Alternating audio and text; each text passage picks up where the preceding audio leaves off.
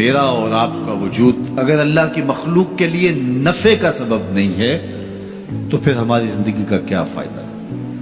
میں اپنے خاندان میں نفع بخش نہیں ہوں، آپ اپنے خاندان میں نفع بخش نہیں ہیں،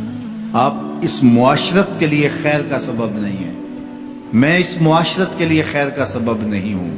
اس ملک کے لیے، اس قوم کے لیے، انسانیت کے لیے میں اگر خیر کا سبب نہیں ہوں تو مجھے سوچنا چاہیے کہ میں کہاں کھڑا ہوں، میں اشرف المخلوقات کیسے کہلاؤں گا؟ ایک درخت بھی چھاؤں فراہم کرتا ہے، آکسیجن دیتا ہے، پھل فراہم کرتا ہے، ذوق نظارہ کی تسکین کرتا ہے، اور جب کچھ باقی نہیں رہتا تو وہ لکڑی کا کام دیتا ہے، اور اگر وہ اتنا کمزور پڑ جائے کہ اس سے کوئی چیز نہ بن سکے تو پھر بھی مٹتا مٹتا تمہاری ہنڈیا پکا کے جاتا ہے، تمہاری ضرورت کو پورا کرتا ہے، تمہارے ایندھن کے کام آتا ہے۔ وہ بوڑھی بھینس جو اب دودھ دینے کے اور بچے دینے کے قابل نہیں رہی، اب اس سے تم کوئی نفع نہیں لیتے، لیکن وہ جاتے جاتے رخصت ہوتے ہوتے جو ہے وہ تمہاری غذائی ضرورتوں کو پورا کر کے جاتا ہے، اور اگر تم اس سے غذائی ضرورتیں پورا نہیں کرتے، تم کہتے ہو کہ نہیں یہ اتنا بوڑھا وجود ہے، تو پھر بھی اس کے چمڑے سے تم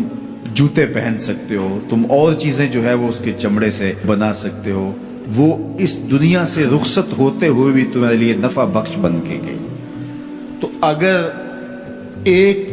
جانور اور ایک درخت اور اللہ کی دیگر مخلوقات اپنی رعنائیوں کے دور میں اپنے شباب کے عالم میں نفع بخش ہیں تو بڑھاپے کے اندر بھی ان سے نفع حاصل ہو سکتا ہے، اور جس شخص کا نفع جوانی میں بھی نہ ہو، بڑھاپے میں بھی نہ ہو، لڑکپن میں بھی نہ ہو، سن کہولت میں بھی نہ ہو، تو پھر وہ انسان کہلائے گا۔ اولئک کالانعام بل ہم اضل، فرمایا یہ چوپایا ہے بلکہ چوپایوں سے بھی بدتر ہے۔ تو پھر وہ کیسا انسان ہے جو نافع نہیں ہے، جو نفع بخش نہیں؟ خیر الناس من ینفع الناس، لوگوں میں سب سے اچھا شخص کون ہے؟ یہ سوال ہوا، سب سے اچھا شخص کون ہے لوگوں میں؟ تو جواب ارشاد فرمایا جو لوگوں کے لیے نفع بخش ہے، جس کا وجود راحت کا سبب ہے، جس کو دیکھ کے دکھ بھول جائیں، جس کو مل کے زندگی اچھی لگنے لگ جائے، جس کی چھاؤں میں بیٹھیں تو آسودگی ہو، زمانے کی کڑی دھوپ سے بچ جائیں، جس کا وجود رحمت بخش ہو، جو لوگوں کی ہدایت کا سبب ہو، جو لوگوں کے لیے خیر کا ذریعہ ہو۔ اللہ کے محبوب علیہ الصلوۃ والسلام کے ایک فرمان کا مفہوم یہ ہے کہ خیر کی چابی بن جاؤ اور شر کا تالا بن جاؤ۔ یہ زندگی میں اصول اختیار کر لو، خیر کی چابی بنو اور شر کا تالا بنو۔ تم سے خیر کے دروازے کھلے اور تم سے شر کے دروازے بند۔ کبھی ایسا نہ بننا کہ تم شر کی چابی بنو اور خیر کا تالا بنو۔ تم جہاں رکو، جہاں ٹھہرو، جہاں سے گزرو،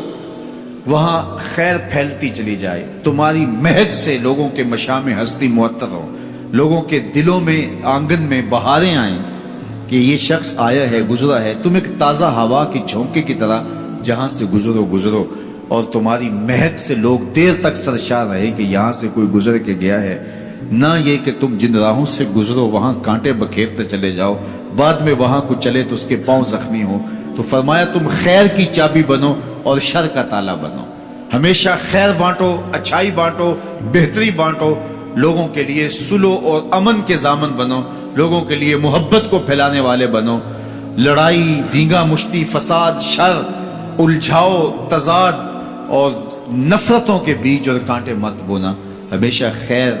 کی چابی بننا اور شر کا تالا بننا۔ اس لیے بہتر شخص وہ ہے کہ جو لوگوں کے لیے بہتری کی ضمانت بنتا ہے اور اس کے وجود سے لوگ بہتری پاتے ہیں۔ سب سے بڑی انسان کی ضرورت ہدایت ہے۔ سب سے بہتر اور اشرف لوگ انبیاء علیہ السلام ہیں، جن کے وجود سے ہدایت پھوٹی اور لوگ اندھیروں سے، ظلمتوں سے نکل کر ایمان کی روشنیوں میں آئے۔ سب سے بہتر لوگوں کو بانٹنے والا، لوگوں کے لیے نفع بخش وہ شخص ہے جس کا وجود ہدایت بانٹتا ہو، جس کا وجود خیر بانٹتا ہو، پھر لوگوں کے دکھ اور لوگوں کی تکلیفیں مٹانے والا شخص۔ تو ہمیشہ لوگوں کے لیے بہتریوں کا سبب بنو۔